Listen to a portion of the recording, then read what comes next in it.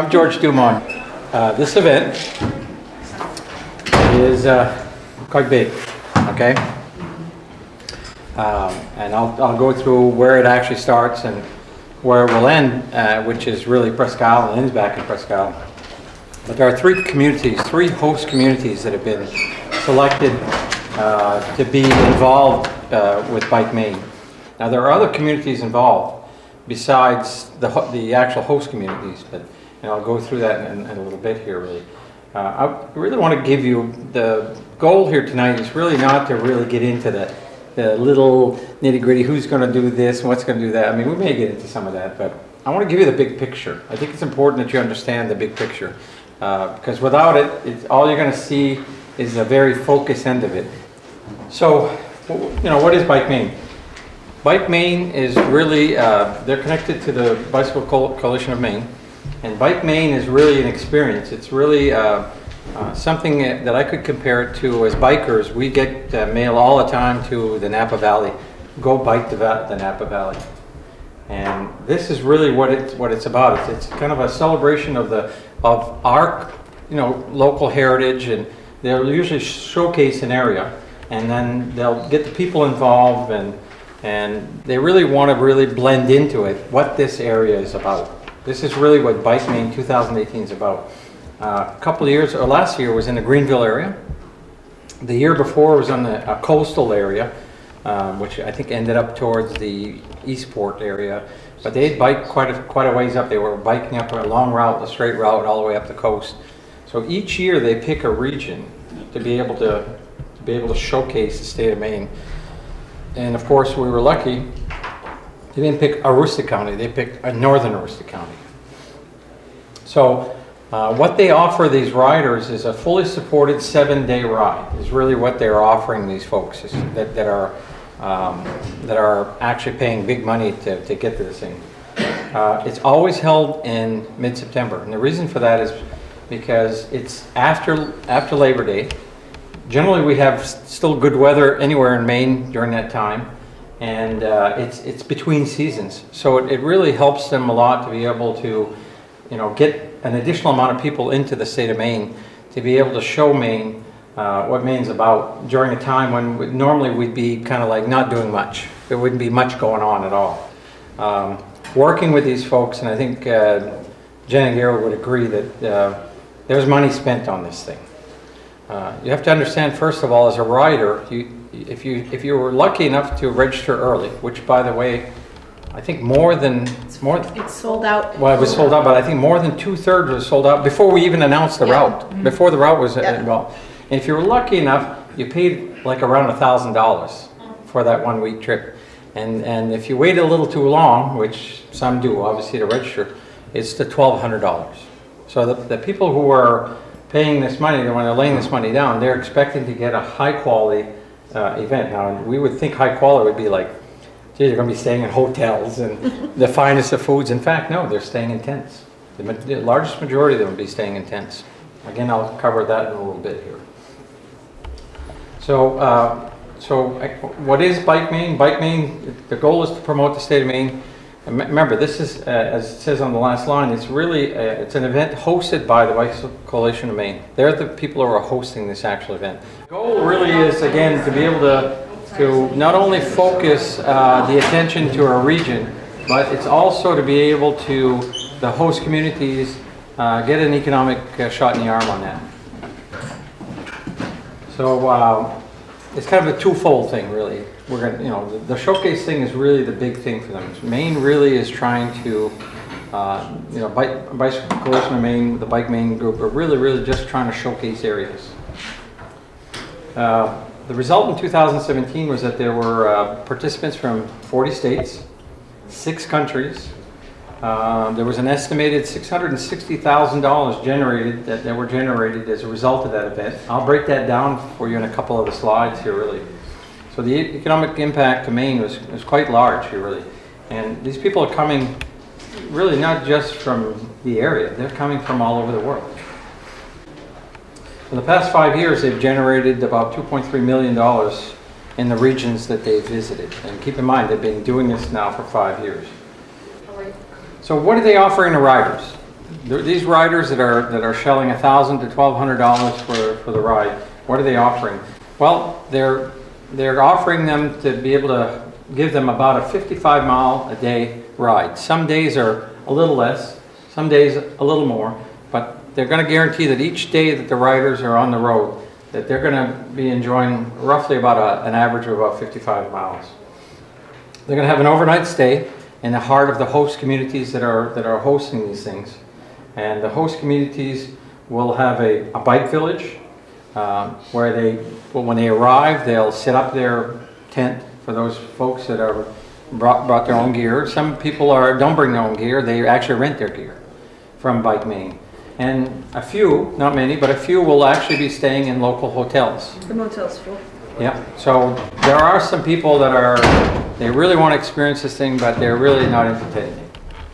But it's for sure that the majority of them are hardcore bikers. I mean, these aren't people who really just decided last week that they're going to get on a bike and ride. You can't, for those of you who ride, and there's several in the room here who are riders, you can't get on a bike and ride 55 miles a day for a week without having to be somewhat conditioned for that.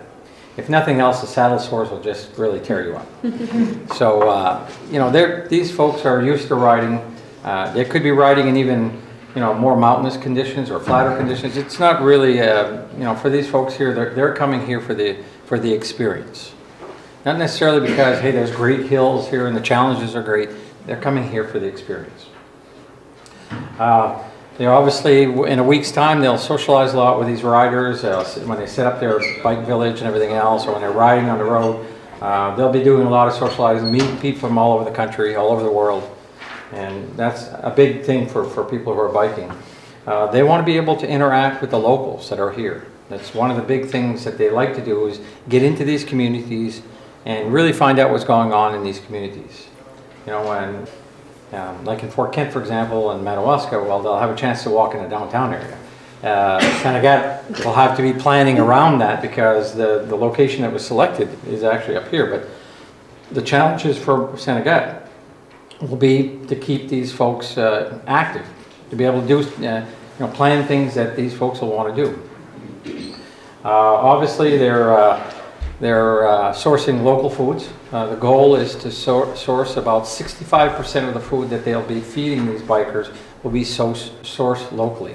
Some of them purchase in stores, but what they really are very interested in doing, for example, going after local beef companies, like Heuristic Beef. That'd be an example. Did all the potatoes. Pineland will be doing their potato stuff, for example, the mashed potatoes and stuff like that. So to give you an example, their goal is to reach about 65% of the food that they're actually going to be feeding will be sourced locally. Fresh if they can get it. These folks want to be entertained, and obviously at some point they're getting ready for the next day, because the next day is another 50 some odd plus miles. So what does Bike Maine offer the host communities, the people the evenings that they're going to be staying overnight? What are they offering them? Well, obviously they're going to teach us how to be leaders, but actually we probably could teach them how to be leaders. Really. We've done a lot of events where we can gather volunteers and we can hold events. We're very good at that. The Valley is very good at that. We're not afraid to really find these people, but not all communities are like our communities. They'll sometimes get into communities, host these events, and they bring those communities together, something that communities have never done before. Obviously, they're promoting and showcasing this area. This is really the big thing that they're offering us. They're really showcasing what we have to offer here in Northern Aroostook County. This is the big goal of Bike Maine. This is really a tourism attraction, a tourism goal for them, if you may. So by doing that, they've asked us early on to supply a lot of pictures and stuff like that. Paul's here, for example, supplied a lot of pictures that really went on their website, and that website goes all over the world. So when they announced where the routes would be and each of the host communities, where they were going to be, there are photos of those communities for every evening that they're staying, whether it be Presque Isle, Caribou, Madawaska, Fort Kent, Senegat. There are pictures of those host communities there. So they're showcasing us. Obviously, they feel after we're done, we're going to have a lot of community pride. Again, we're used to running a lot of these large events, sometimes even bigger than this. And of course, the obvious thing for us, Bike Maine's offering us an economic opportunity to be able to make some money with this. And that's what they want us to do. They're not bashful to tell us that they're a nonprofit organization looking to benefit other nonprofits. This is what the demographics looked like last year, in 2017. This is actually what the demographics looked like. The demographics don't look quite like this year. I'll go through it with you. Last year there were 400 riders that were involved, that were registered involved into the event. This year they've increased that for the first time in 5 years to 450 people. Last year, of those 400 people, only 136 of them were from Maine. So 264 of them were either from other states, provinces, or other countries. About 2/3 of them are male, about 1/3 of them are female. About 145, almost 150 people were really here as return riders. People who really enjoy this Bike Maine event and just want to be able to experience what other parts of Maine have, or they came from another country, another state, or whatever, love Maine, and they're coming back to Maine. And the age range, as you can see here, is quite broad, but the average age being around 50.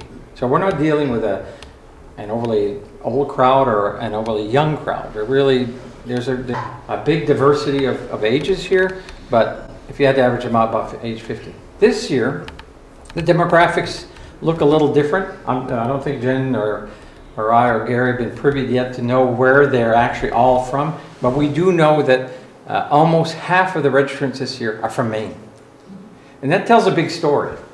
If you think about it a little bit, why would half of the people that traditionally the demographics don't look like that, why would half of them this year be from Maine? It's because people from other parts of the state of Maine are interested in coming to Northern Aroostook County to be able to say, hey, listen, I've never been to Aroostook County.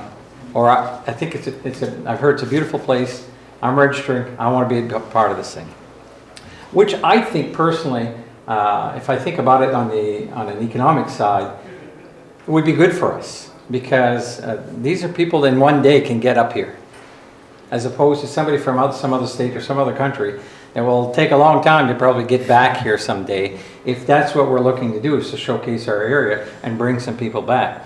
So I'm kind of excited to hear that almost half of the registrants are from somewhere else in Maine. And because I think really some of those people might definitely more likely to come back. And even bring other people with them, said it was beautiful. And they'll bring other bikers back here as well. So a little breakdown on that 660,000 we talked about last year in 2017. Out of this $660,000, about $262,000 were really expenses that Bike Maine spent on the event. And again, that was everything. It's broken down here, everything: food, lodging, community relations, fees, what they paid for stipends, all these kinds of stuff. This was more or less what Bike Maine spent. And about $398,000 of that $660,000 were money that bikers themselves spent on the whole ride. These are 2017 numbers. And again, keep in mind, in the 5-year total, they've racked up spending here between Bike Maine and the folks that are participating in that event over $2 million. And that's a real big economic shot in the arm, really, for the state of Maine, and especially for our local area here. So, the community impact, obviously, here after this is done, and so they'll be happy to hear, by the way, that in each host communities, after they're done, host communities can apply for grants as a result of the funds that are left over from Bike Maine. And this is an example of although the first event was hosted in 2014, 2016, Gardner was the first host community to actually get a grant. 2 communities received grants in 2017. $2,700 were given to Bath District School to construct a pump track. For those of you who don't know what a pump track is, it's a bike without pedals, and there are turns and lifts and everything else, and you could actually be doing this for hours without pedaling. It's kind of a gravity, momentum type thing, and apparently very, very popular with kids. And so they gave him a $2,700 grant to do that at the Bath School District. And they gave a $4,000 grant to the Washington County Council for Governments to purchase these repair kits, which is for it's this, what they call Bowl Coast Bikeway. I went by it the other day, and I was at an FAA meeting on the coast, and it covers quite a distance on the coast. It's a bike path, paved bike path that goes through many, many communities, Wiscasset and communities like that. And what they've done is they've purchased these bike repair kits to put along the way. So if bikers that are biking this long path along the coast of Maine get in trouble, there are repair kits there. So they've given grants for that. Next year, I guess $16,500 will be available for the host communities to be able to share on grant opportunities. So, you can really see this map very well from here. So the first day, actually the day before the first day that they start, people start assembling in Presque Isle. They're assembling around the river park area, that new community center that they've put together there.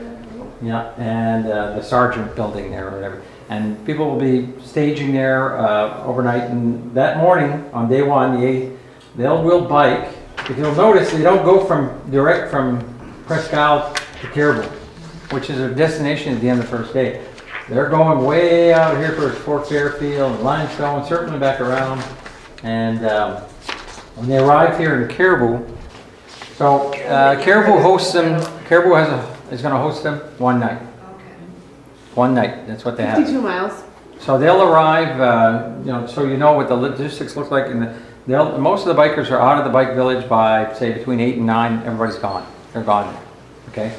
And the shower vans and the tents that were set up and all the luggage that was all used the night before is all set up over there, and there's a group of people will load up those vans and they'll move that all to Caribou ahead of the bikers arriving. Okay? And I'll give you an example of what it would look like, for example, in Fort Kent. When I get to Fort Kent, what will happen when I get. So they stay overnight here. So Presque Isle feeds them breakfast, Caribou feeds them dinner, and then the next morning they feed them breakfast, and they're on the road again. Now somewhere between Caribou and Presque Isle, in that 50-some-odd mile, they'll be fed a lunch, a light lunch, a nutritious lunch, and there'll be rest stops along the way here. So they leave from Caribou the next morning after eating breakfast, and they'll make their way all the way to Madawaska. Madawaska has them for 2 days.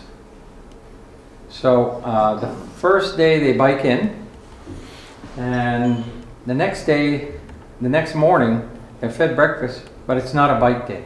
It's actually a down day for Madawaska. No biking that day. So Day 2 is 50 miles, by the way. Day 2 is 50 miles. Yeah. Okay, so that's a 50-mile trek right there. And remember, some of these are hills, some of these are pretty flat. There's all kinds of terrain that these people are going through. They've actually been riding this route for about a year and a half here with Madawaska.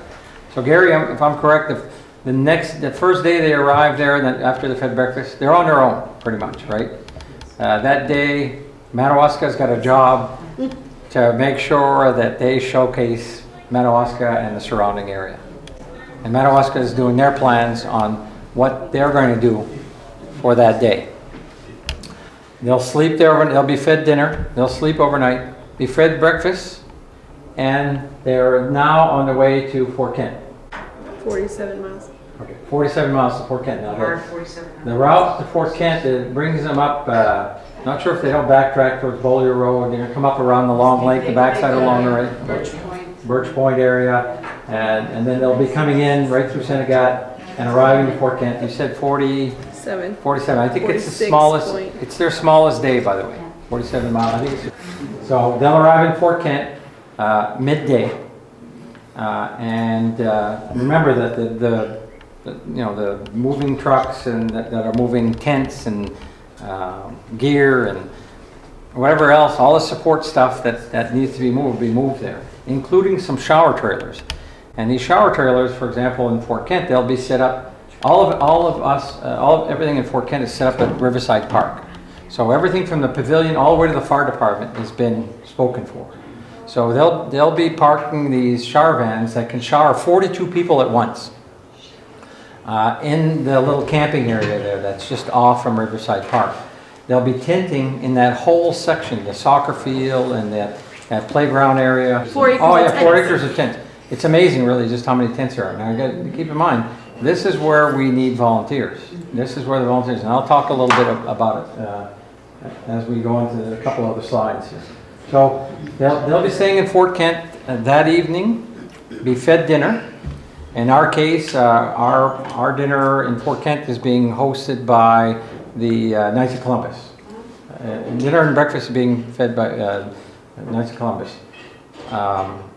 So they'll be fed dinner, there'll be entertainment. As I understand, the entertainment first night I think will be it's some movies that have won the awards for Maine something. The next morning when they wake up, they're fed breakfast by the Knights of Columbus, served by the Columbians, by the way. Okay, and then they'll be taking the longest amount of mileage that they'll be riding on the whole trip will be to Allagash. 62-mile trip, which is there and back. As an alternative that day, they are offering, and we're working with the Canadian folks on this, for them to cross into Canada, head towards Baker Lake, come out, touching into Quebec, coming back around to Lac Unique, Saint Francois, back to Fort Kent. A much shorter ride that day, which would be about 32. For those who don't want to do the 62-mile trek, would rather do a shorter ride, that will be offered to them. Which really kind of internationally touches on l'Acadie des Terres et Forêts, all three regions of Northern Maine, New Brunswick, Quebec, kind of give them a little bit of international flavor, you know. So they'll be coming back in either from Allagash or earlier, obviously, in the day. They'll be fed dinner again that evening. So Fort Kent has them 2 days. They'll be fed dinner that day, breakfast next morning. And then the vans are all loaded up with, they'll pack all their gear, put it all aside and everything else, their tents. Our job is to load up all those vans. And then they head here to this location in Senegal. And that's this ride that you see here, circles back around, you know, it comes back into Senegal. That day is how many miles? 50. 50 miles that day for those riders. So the Lakeview property is the host area for that event. So they'll arrive midday. Again, just the same kind of a routine. Get settled in, set up their tents. They'll be fed breakfast, dinner that night. And I'm thinking there was a hint there that there's going to be a lobster boil. So it's going to be a lobster boil for them that evening. They'll be entertained with whatever they have arranged here for the Senegal area. Wake up next morning, eat breakfast. They finish their last day all the way to Prescal. It's a direct route back to, and that's how many miles? 61. 61 miles. It's 1 mile less than Allagash. It was 62 to Allagash and back to 61 miles. It's a long trip that last day, and there are a lot of hills. I don't know what the elevation is on that one, but it's quite a bit of elevation on that day. Subject, they're going to need, they're going to be working with law enforcement to cover areas where certain intersections, certain roads intersect where there could be some hazards there, where bikers actually have to cross a lane of traffic to get to, you know, to emerge into another direction or something like that. So we don't have that job. That's all Bike Maine's job, to work with law enforcement on those areas that are going to need help from law enforcement. But they will need our help on several other areas. There are several subcommittees. I'll quickly just name them and come back. There's the Village Logistics Committee, the Food Committee, Afternoon Activity Committee, Emergency Planning, an Information Center, an information booth, and a Volunteer Coordinator. Those are the committees that each of the host communities have to put together. This is where we need your help. And we're going to need a lot more help than what's in this room today, obviously. Because, you know, you don't handle hundreds of people like this with just a handful of people. It's going to take a lot of people really to pull this off. The Village Logistics obviously is really just overseeing the area where the village will be, the camping village will be, the bike village will be. And that includes everything from making sure that we have the proper water hookups for them, electrical hookups, We have a place for them that if it's a tent that needs to be set up because we're going to be feeding them in a tent, then we need people to help them set up tents. We need people to unload trucks. We need people to load trucks. These are all things that fall underneath what we call the village logistics. The food is obviously one of the more critical subcommittees really needs to be put together. This is a lot of work, a lot of work, because as anybody knows, it's fed more than 100 people.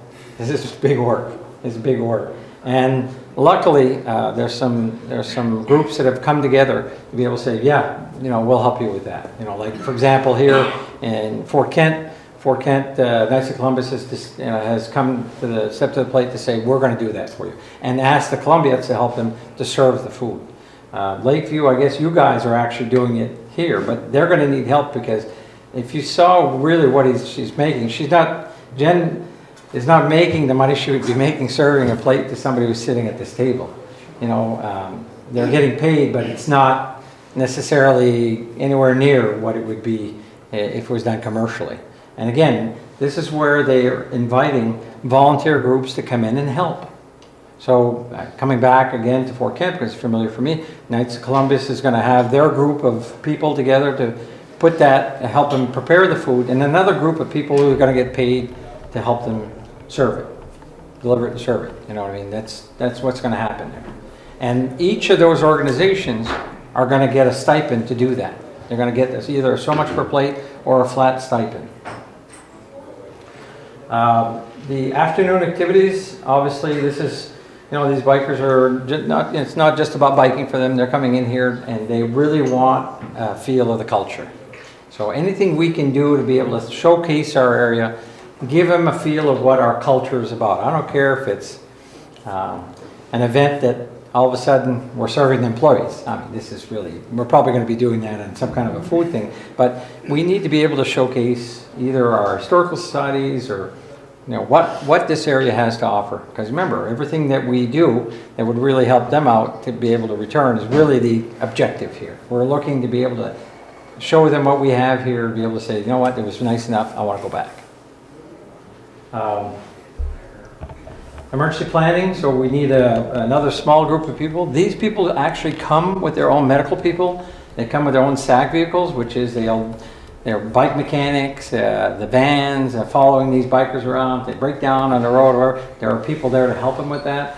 And there are people in the village that are actually there, their own medical people that are there, but we need to be able to support them on that end of it. For example, somebody either falls sick and they're recovered enough to be able for them to return back to Prescal and go back home, but we need people to help them bring them back to Prescal. So if that happens and they're in Madawaska, for example, they're looking for volunteers to be able to be in place to be able to help them do that. I'm trying to think of some other things. It's an emergency at home. Maybe somebody's from Wisconsin. There's an emergency at home and that person needs to quickly get back to Prescal. Again, somebody be able to transport them there because of an emergency. If we have to evacuate an area because of a storm or something like that, we need people in place to be able to say, we have volunteers to help everybody tear down and move them in a safe area. I mean, these are all things we're working with the emergency management people to be able to put an emergency plan together, but we need volunteers to be able to be in place to be able to say if we need help, they need help, that we're ready to react. An information booth. Again, referring back to Fort Kent, Donna being from the chamber, for example, she's going to man a booth there for a couple days, and because the first thing they want to do after they arrive back on their ride, showered, is what's going on? What do you guys have in line for us? Give us, if there's 10 things to do, obviously they can't do 10 things, but they might be able to do 1 or 2 or 3, So the choice will be there. There'll be a board there to be able to show them what everything's going. Whether that be a climb up the Skeeto or maybe a tour of the blockhouse or a tour of the Fort Kent Outdoor Center. Again, I'm using Fort Kent as an example. These are all things really that we need to get the committee together to say, what are we going to do? How are we going to make this interesting for them? Walker's Pub. Yeah, Walker's Pub. Well, we have a little microbrewery too, and that's in the plans to be able to point them in that direction. By the way, there's a brewery that follows them. Bike Maine has one of their major sponsors is Maine Group. Maine Brew Beer Company. And so they come with their own taps and beer. And they sell beer.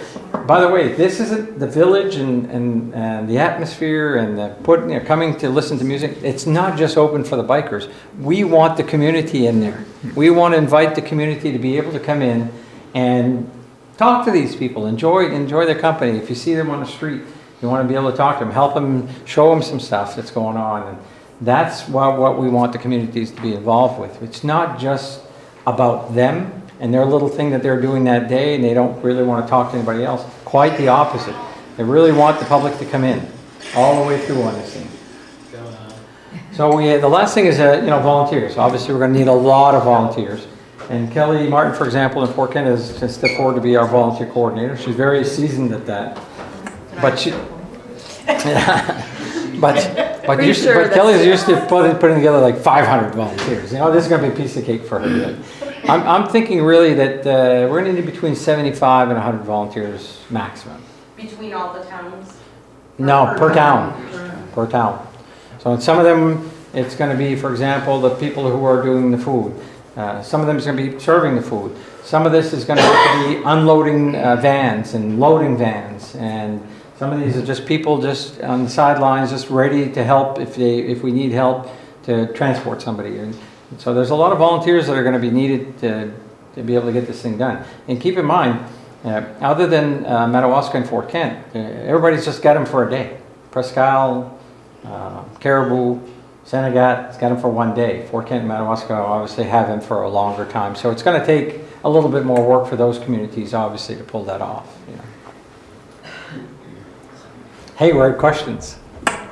So again, I'm trying to not get into too many specifics, who's going to do what, whatever. I think the important point here that I really want to stress is that your community coordinators need some people to step to the plate to chair these particular, these committees. And then we're going to let these committees build their own group of people based on, we know what we need. We have our guide that says, well, you should have 6 people to help you do that, and maybe 20 people to help you do this, or whatever. We have the guides there. Each one of those, there's a section in our books actually that actually tell us what the description of those committees are and what they expect of those committees to do for results.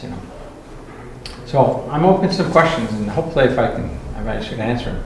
I want to wrap it up if there aren't any though. I really want to thank everybody for coming out on a night like tonight. It was really nice. And if there's a need or there's a demand, we'll have another meeting. If you guys feel we need to have another meeting, certainly bring it to our attention and we'll see if we can make it happen. But be prepared to set up committees and to volunteer and to serve on those committees. And we really appreciate everybody rolling their sleeves up and getting it done. Yeah. Thank you, everybody.